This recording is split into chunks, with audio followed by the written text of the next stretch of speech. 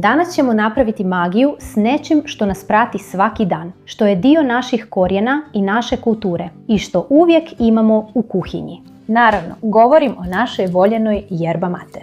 Argentinci, Urugvajci, Paragvajci i sve više ljudi diljem svijeta jako dobro znamo koliko dobroga donosi dobar mate.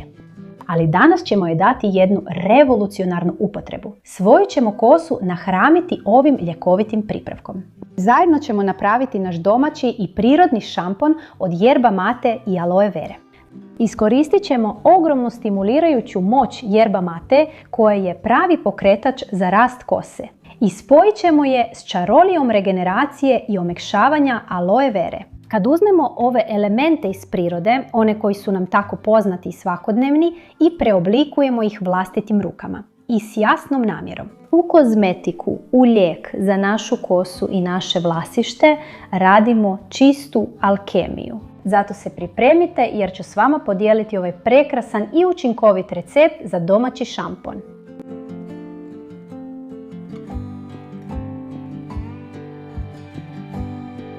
Da bi naše tijelo najbolje reagiralo, mora razumjeti što mu dajemo. Zato obratite pažnju na lijek koji ćemo staviti u ovaj šampon. Yerba mate, buđenje za kosu. Yerba ima vrlo visoku koncentraciju kofeina i antioksidansa. Znanstveno gledano, kada nanesete kofein na vlasište, dolazi do vazodilatacije. Krv jače teče donoseći kisik izravno do vlasišta, do korijena kose, budeći neaktivne folikule i potičući snažan rast. Bude neaktivne folikule i potiče snažan rast. Aloha. Možemo koristiti aloe veru ili aloe saponariju. Prirodni je regenerativni agens za stanice. Sadrži proteolitičke enzime koji obnavljaju stanice kože na tjemenu. Osim toga, dubinski hidratizira. Pripremajući vlastiti šampon također njegujemo zdravlje kozmetikom koju nanosimo. Idemo pripremiti ovaj recept. Za ovaj recept trebat ćemo sljedeće. Kao što sam vam rekla, to je yerba mate. Ova je bez grančica, samo čisti listovi. Nema dodataka bilja, ni zaslađivača, ništa. Koristit ćemo je. Napravit ćemo infuziju. 1, 2 i 3 jušne žlice. 3 jušne žlice dodat ćemo gotovo kipuću vodu, super vruću.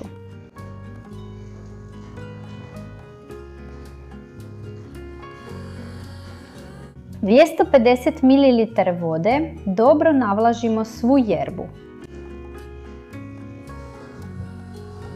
Mate cocido, super koncentriran, i poklopimo ga.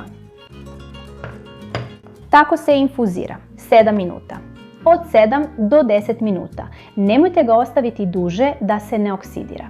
U međuvremenu ćemo izvariti gel iz ovih listova aloe. Ova aloe, kao što me uvijek pitate, je li ovo saponarija?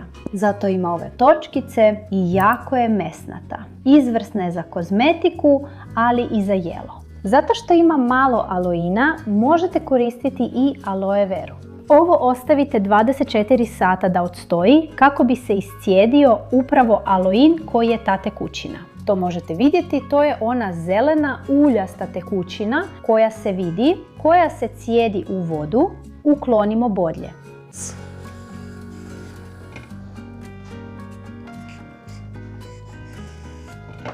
Raspolovimo ih po sredini.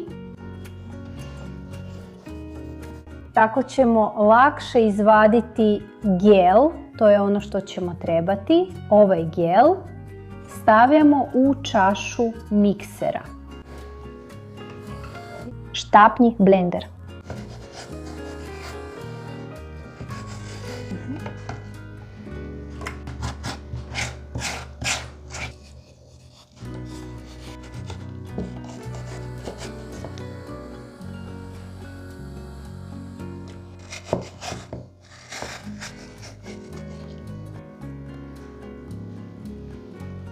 Jesu li već prošli 8 ili 9 minuta i procijedit ćemo infuziju. Kako lijep miris! Kako lijep miris na yerba mate! pričekamo da se malo ohladi kako bismo mogli pritisnuti. Dobro tu, jer ovdje je. Kad pritisnemo, ovdje je koncentrirano. Bolje je malo pričekati da se tek malo ohladi kako bismo ga mogli jače stisnuti. Dobro, ovo je veličina jušne žlice. Jedna jušna žlica. One koje se koriste za juhu, koje su stvarno velike. I dodat ćemo infuziju. 1, 2, 3, 4, 5, 6, 7, 8, 9, 10, 11 žlica. I prvo ćemo ga izmiksati ili izmiješati.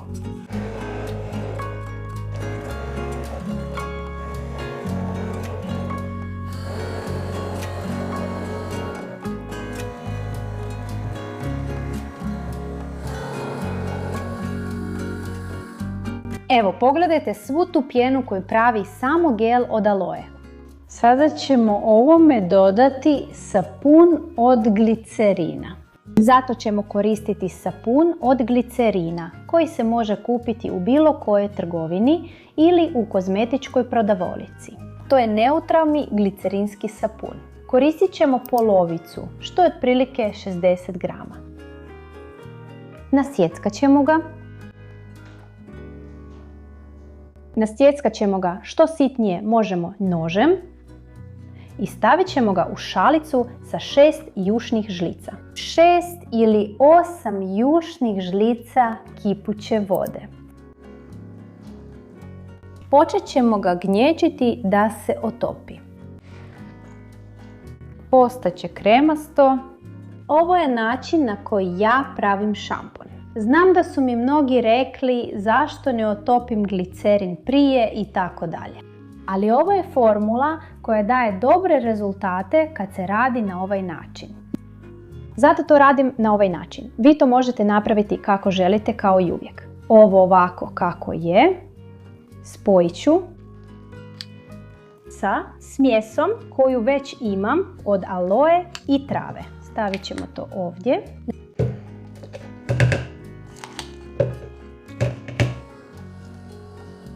Sve ćemo izmiksati.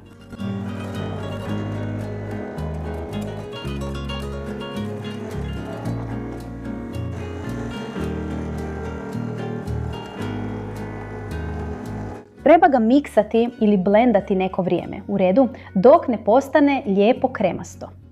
I svi komadići sapuna i aloe se izmiksaju.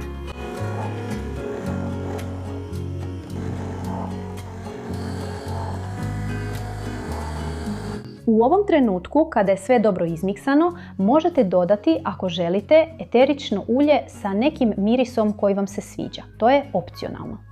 Zapravo, ovakav šampon je savršen za zdravlje vlasišta i same kose.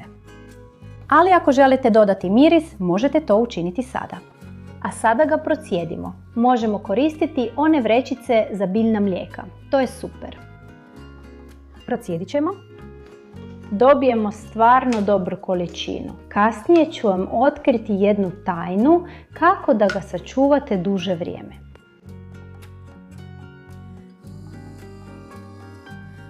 Pogledajte ovo, kakva ljepota, predivna zelena boja.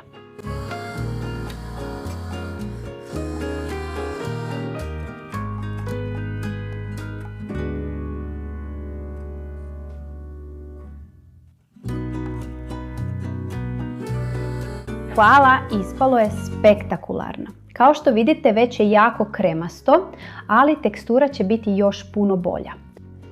Ono što trebamo napraviti je staviti je na kratko u hladnjak. Stavit ćemo ga na 15 minuta u hladnjak i sada ću vam otkriti još jednu tajnu kako da traje duže i kako da vam bude praktičan za korištenje. Još jedna stvar je da ga možemo koristiti kao revitalizirajući sapun za lice.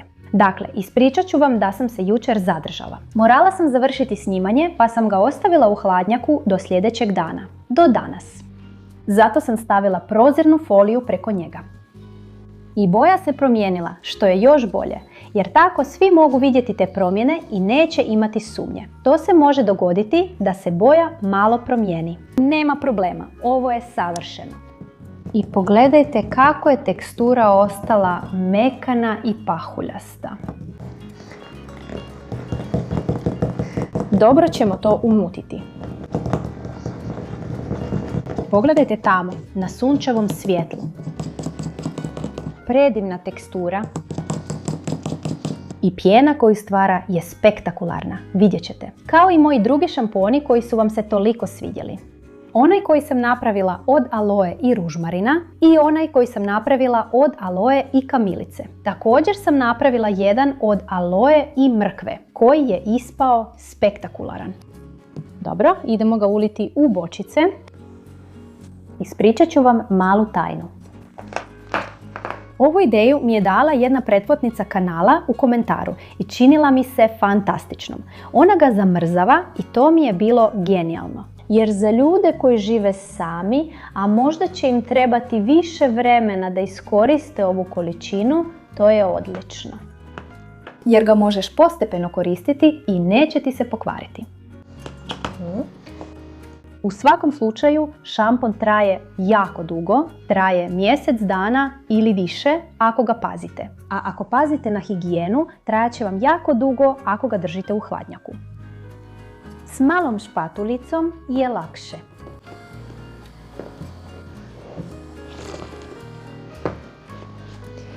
Tako ga stavljamo u hladnjak i držimo koliko god nam treba. I sada ćemo napuniti staklenku koja ostaje u hladnjaku.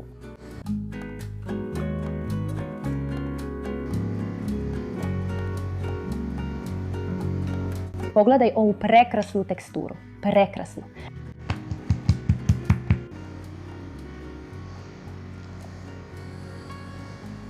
Ovaj put vam neću pokazati kako se pjeni u kosi jer imam nekoliko videa u kojima vam pokazujem kako perem kosu ovom tehnikom šamponiranja.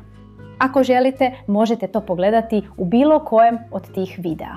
Već su objavljeni šampon od aloe i ružmarina, šampon od aloe i mrkve te šampon od aloe i kamilice.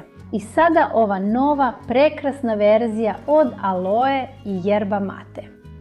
Pogledajte, pokazat ću vam s ovom malo što mi je ostalo ovdje, da vidite koliko pjene pravi. Pogledajte. Pogledajte. I ovo je spektakularno i za pranje ruku, lica, vrata.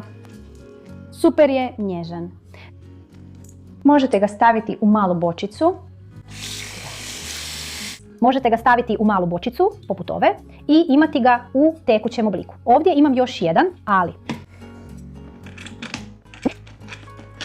I ovi su također prirodni. I pa imate ga za pranje ruku. Prava predstava. Kako nam je lijep ispao ovaj šampon? Vaša pitanja. Koliko traje ovaj šampon? Ovaj šampon traje otprilike 15 dana, od 15 dana do mjesec dana. I može trajati malo duže ako pazimo na određene stvari. Na primjer, uvijek nakon pranja spremite ga u hladnjak. I kada uzimate količinu koju ćete koristiti, imajte čiste ruke. U svakom slučaju imamo i mali trik koji sam vam upravo podijelila kako bi vam trajao još duže. Jer, na primjer, ponekad nije riječ o obitelji, samo jedna osoba priprema šampon. I za ovu veću količinu bolje nam je držati u hladnjaku i uzimati samo ono što ćemo koristiti. Jednostavno izvadimo, pustimo da se otopi i koristimo. Ili ga možemo koristiti i hladnog. I kao što sam vam rekla, te male komadiće također možemo koristiti za prirodno pranje kože lica. Kako ga koristimo? Uzmemo malu količinu šampona, stavimo je na vlasište i umasiramo. Vidjet ćete da se stvara prekrasna pjenica, baš kao i kod bilo kojeg drugog komercijalnog šampona. Dobro operemo kosu i isperemo. Zatim koristimo regenerator, kremu za ispiranje ili ocat, što god inače koristimo za raščešljavanje naše kose. Obitelj, obožavam raditi ove prirodne šampone. Osim toga, ovdje nam jako dobro odgovaraju. A ovaj posebno jača vlasište i potiče rast, te također stimulira rast i jačinu kose. Napravite ovaj šampon i napišite mi u komentarima što mislite. Je li vam odgovarao? Kakvi su vam rezultati? Koristite ga mjesec dana ili 15 dana i vratite se, molim vas. Te mi ispričajte kakve ste rezultate imali, jer to pomaže da se i druge osobe ohrabre isprobati i uživati u dobrom šamponu s ljekovitim svojstvima. Ako te ovaj video inspirirao i bio ti koristan, pozivam te da mi ostaviš like i podijeliš ga. Pozivam te naravno da se pretplatiš na kanal kako bi ti brzo stizale novosti o svim receptima koje objavljujem. Podijeli ga s osobom koja voli prirodno jednako kao i mi. Moje ime je Danaja Aguilar i ako želiš dublje povezati svoje tijelo, i duh, čekam te na svom drugom kanalu Portal Koherencija. Ovdje ti ostavljam karticu da ga možeš odmah posjetiti. I također ti djeluje. Podijeliti svoje dvije verzije ove vrste šampona s kamilicom i s ružmarinom. Obje su spektakularne. Isprobaj ih pa mi poslije javi. Pusa i do sljedećeg puta.